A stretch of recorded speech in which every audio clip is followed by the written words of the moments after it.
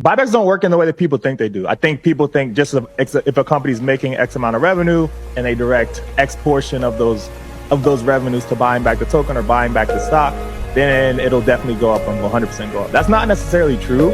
I think more so what I was saying with this tweet is like what the buybacks for Hyperliquid signify to their user base is more so like a social alignment and trust thing more than it is the actual dollar value of how many tokens that they're buying back from the market. Like Hyperliquid not promising anything with their airdrop and just giving it out to their core user base on certain metrics that they predetermined, and then continuously buying the token back with whatever is 97% of their revenues, is more so align everybody that the token is the most important part of their business, and that they're aligned socially with all their core users, not necessarily the dollar value amount of revenue that they're buying back, which also is important. But there are other companies who do buybacks and are doing buybacks where it doesn't have as big of an impact. I think the reason that it doesn't have as big of an impact is for two reasons. One, they could be spending that money a lot more effectively than just buying back the token. They could be doing better hiring, they could be doing better marketing, they could be expanding their business lines to other things.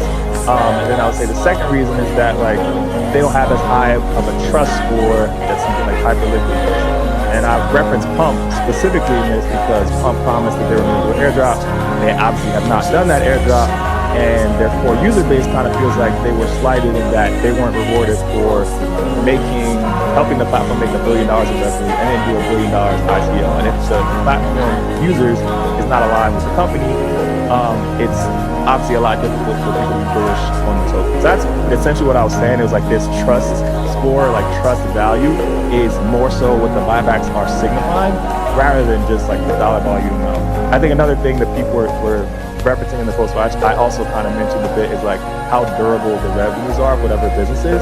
So buybacks can vary depending on what people think the business is going to do in the future and how they're going to grow those revenues and how consistent those revenues are. So that's another piece of it. But I would say more so than anything, it's like the trust piece and the social alignment.